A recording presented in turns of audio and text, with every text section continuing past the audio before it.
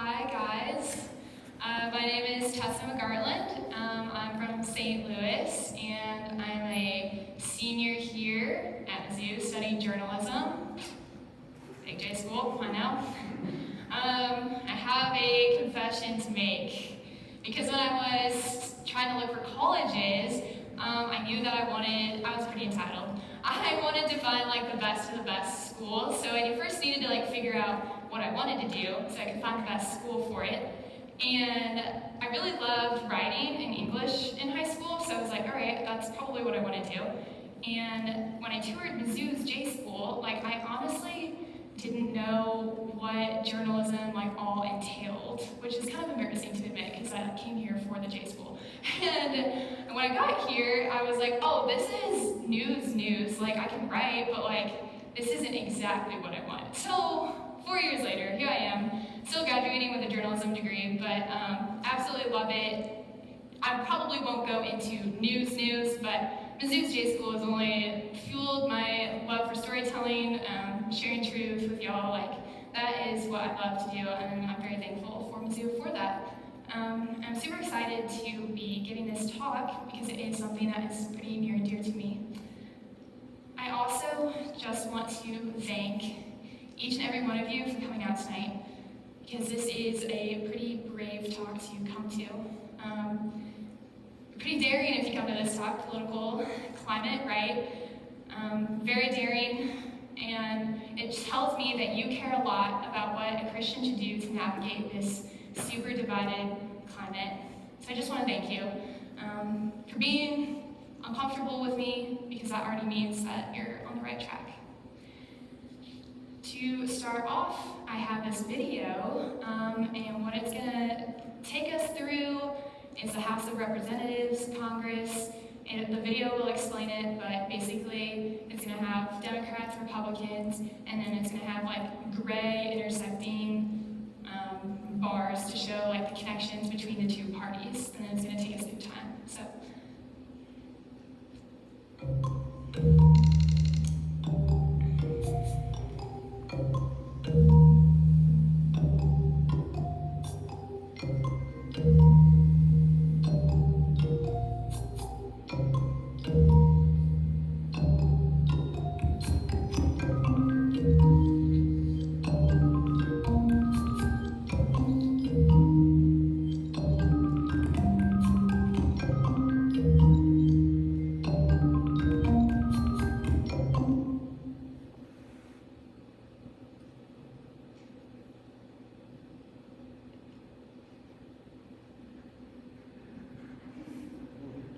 All the fun music. Dang it. It's okay.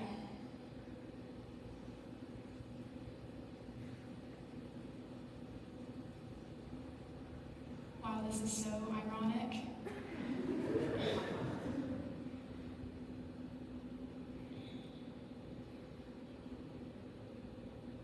Well, we could flip to the very end of the video.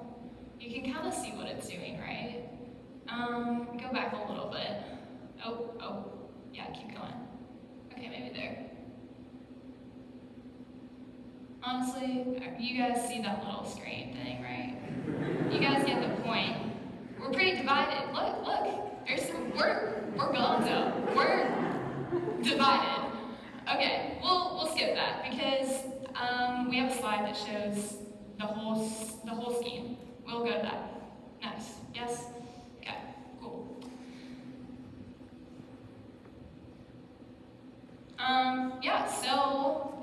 We only made it to 1961, sad, but in 2011, you can kind of see it in that bottom right corner, how it's so, yes, a lot, just compare the bottom right to the top left. You can see the shift, right?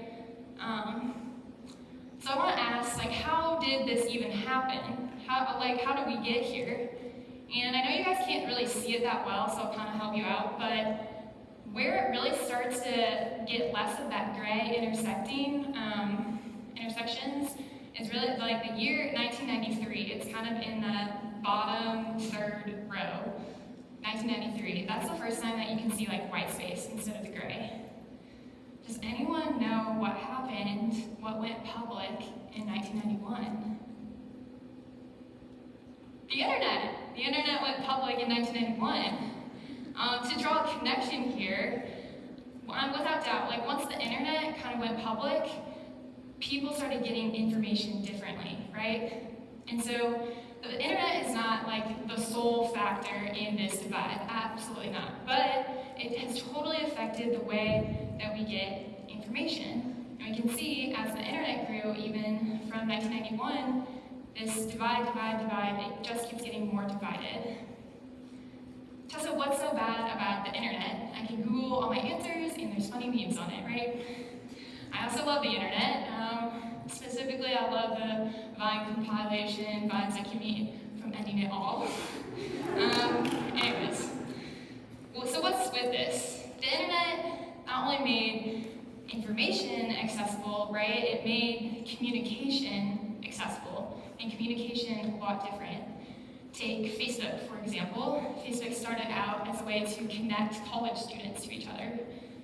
It became like an online phone book. And we see MySpace, Tumblr, Instagram, Snapchat, all allowing us to connect in some sort of way. The internet is not solely responsible for this political divide, but look at the communication and the way that it's changed in our society. Our dialogue with one another, that's what's different. It's become a lot more convenient, for better or for worse. We'll put a screen between each other because that way at least we'll still get a little connection. It's definitely more comfortable to say bolder things we want to convey because there's a lot less consequences to it. It's facial expressions, tone of voice, body language, and when that's not there, it's so easy to say stuff that you would never say in person. I've done it, you've done it, we've all done it. We've got something important on our minds, and over a screen, it's faster and easier to get our message out, and honestly, it's lower commitment if something goes wrong and we get rejected. We can just put our phones down and it hurts a lot less. I think we tend to gravitate towards this conversation, convenience conversation, because it's a lot easier leaving someone on read than walking away from them in real life. It's a lot easier to ghost someone that you've never had a connection with to begin with anyways. We don't really want to break out of this cycle because quite honestly, we're scared. At the end of the day, communicating over social media isn't really the problem. Rather, I see a world wanting to protect themselves from getting hurt. Wanting connection with none of the rejection.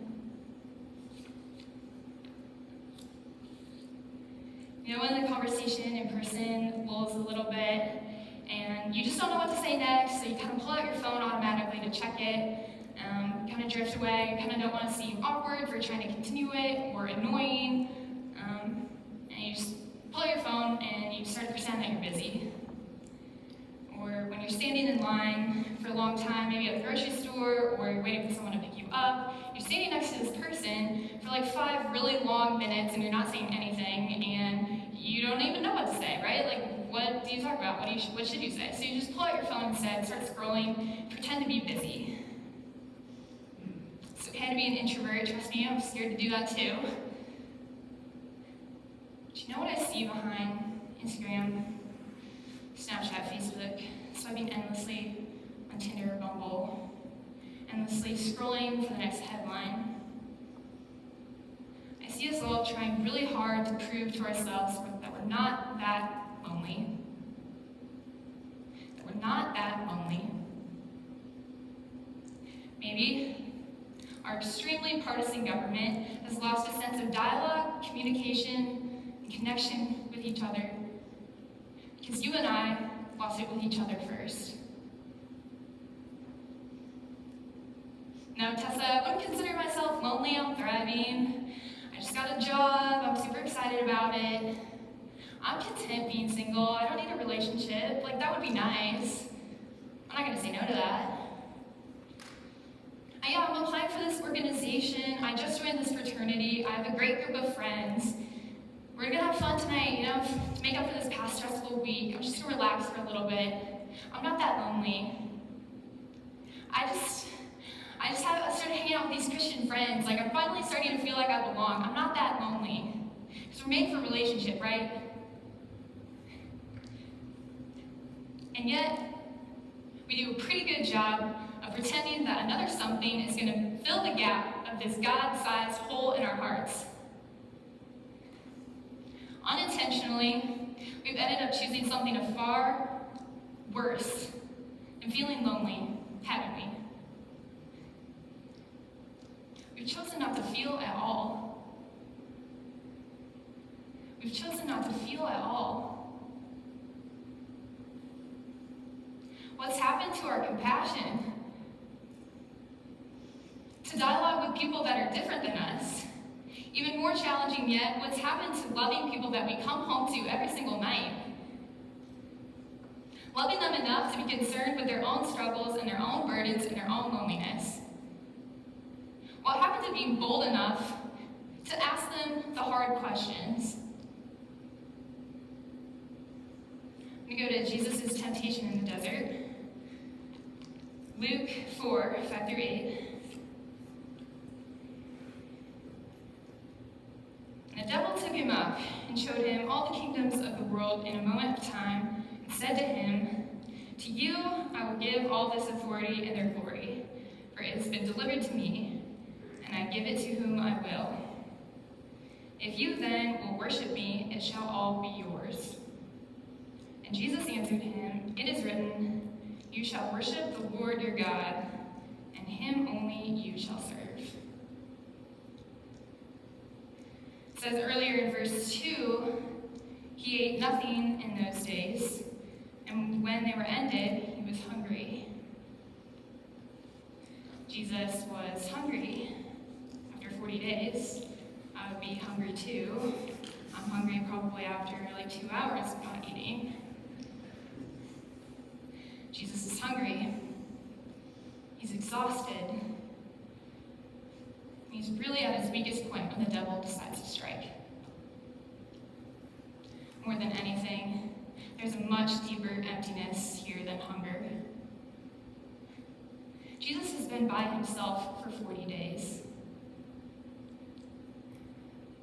Jesus is lonely too. Jesus is lonely too. The enemy, the devil, cannot do much with strength, but he can do a lot when he makes you feel alone. That's his whole goal, is to make you feel isolated and separated from everyone else when you're actually doing the right thing. He wants you to be afraid of rejection and afraid of that because he makes you think that you're alone in this. The political climate today, we're divided. The enemy is winning, and we're letting him win by a landslide because we're scared. It's not society that says you'll be empty without bread, it's the enemy. And we're putting the blame on each other instead of the one who's been lying to us all along. It's funny because the devil just tempts Jesus with bread, kingdoms, and glory. Does Jesus, who's the bread of life, need more bread? Does Jesus, who's the king of everything, need kingdoms? The devil tempts Jesus with everything that he wants, but more importantly, everything he already has. The enemy tempts us with the things that we already have, right in the places where we feel most alone. The enemy tempts us with everything that we want, everything that we're made for, but he'll do it separate from the cross.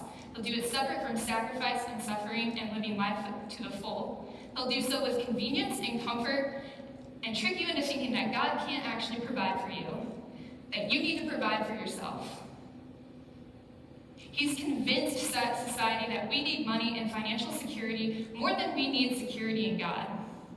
He's convinced society that we need a voice, that we need to be heard in our workplaces more than being heard by God. He has us wrapped around his finger, thinking that we need to do whatever makes us feel good instead of doing whatever is right. All because we're scared to admit that we're lonely in the first place. I'm asking each and every one of you, please don't ignore this. Stop ignoring your own longing for something more, for something deeper. Stop saying it all worked out in the end, because we need to stop sugarcoating the reality of our own hurt. And we need to stop denying our very own goodness and worth. You have real problems in your life, and we have real injustices in this world, and nobody but Satan has started them. How much power and control are you giving to these problems and temporary solutions, rather than giving ultimate control over to a person who has paid the price in full? What would Jesus do? Look at the cross. We can't ignore the pain of the world, and we have to step into it and step up to it. We can't be afraid of that. There is nothing comfortable and convenient about the cross. And this starts by going into your own story. Because if we don't, the devil knows it's a lot easier to fool you into not feeling at all. The problem is not out there. The problem at its core is not a broken system, not an oppressive government, not a bad politician in charge. That's just another distraction from the very person who is trying to heal you, who wants to heal the rest of the world. It's a distraction from looking in here. The real problem is where you've said no to Jesus. The problem comes in because you have forgotten that you have a God who is with you until the end of the age.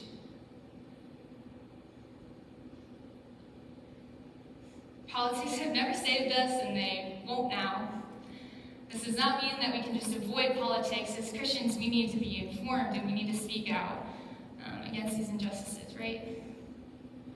We need to be in the world, but not of it. And that is very uncomfortable. And we need to realize that our God is not, nor will ever be, on the ballot. I have this quote from C.S. Lewis. He wrote Screwtape Letters. A little context, it's a demon writing to another demon, and they are trying to fool humans and get them to hell instead of heaven. The demon writes, "My dear woodworm, be sure the patient remains completely fixated on politics. Arguments, political gossip, and obsessing on the faults of people they have never met serves as an excellent distraction from advancing in personal virtue, character, and the things that patient can control. Make sure to keep the patient in a constant state of angst, frustration, and general disdain towards the rest of the human race in order to avoid any kind of charity or inner peace from further developing. Ensure the patient continues to believe that the problem is out there in the broken system, rather than recognizing there is a problem with himself." Keep up the good work, Uncle Screwtape.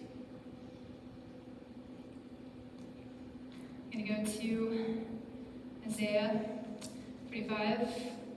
This is actually from this past Sunday. Throwing it back to the Old Testament. I'll read this for you. "Thus says the Lord to his anointed, Cyrus, whose right hand I have grasped, to subdue nations before him, and ungird the loins of kings, to open before him the gates that may not be closed. For the sake of Jacob, my servant of Israel, my chosen one, I have called you by your name, giving you a title, though you knew me not. I am the Lord, and there is no other besides me. It is I who arm you, though you knew me not, so that towards the rising and the setting of the sun, people may know that there is none besides me. I am the Lord, your God. There is no other."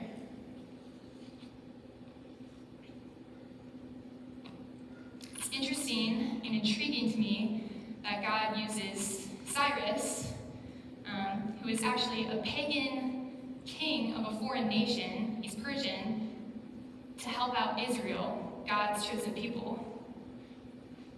In this passage, God was saying, Israel, look at the real dangers in front of you. Babylon is about to wipe you out.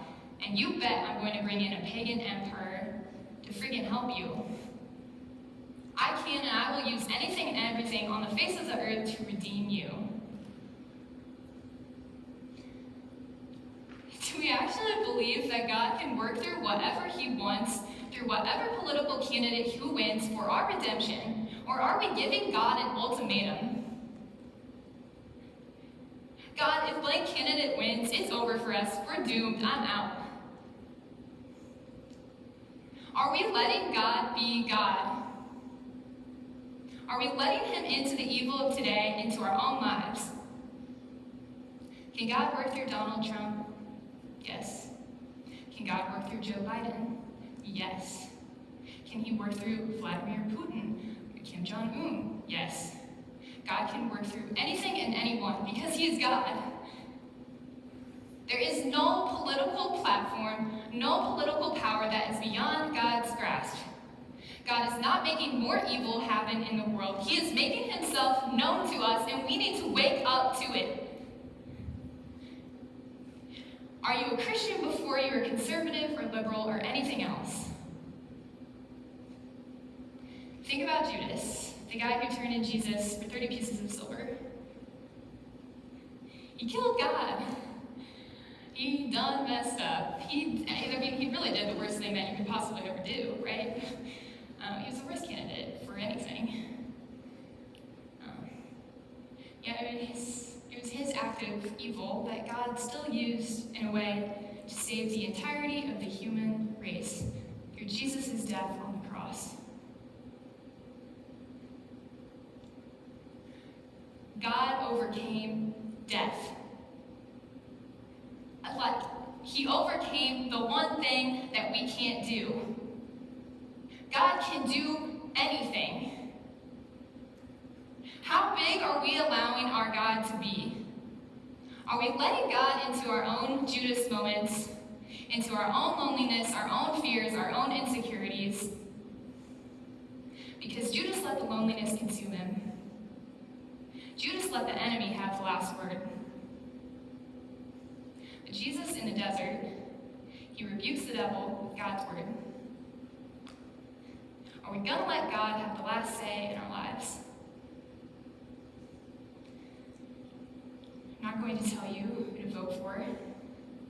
I'm not saying that we should not be active in fighting against evil and injustices within our government, because we absolutely should be confronting those things in and outside of it. But only in Christ. Only in Christ. Only when we let God be God can we endure all things, even in the least of ideal situations. Matthew 22, 21 through 22. Render therefore what is Caesar to the things that are Caesar's, and to God the things that are God's. When they heard it, they marveled, and they left him and went away. Final thoughts. Jesus is talking about paying taxes here, right? They were under the Roman rule, Caesar, so they would have used Roman currency. What's on the coins, what's on Roman currency? Face of Caesar. The coins reflected Caesar, reflected the image of Caesar. They were made in Caesar's image.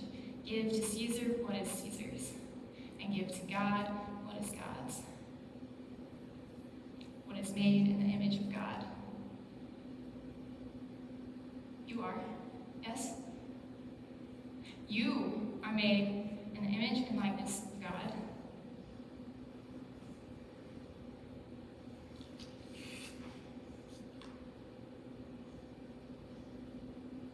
Are you giving your life, are you giving yourself back to God?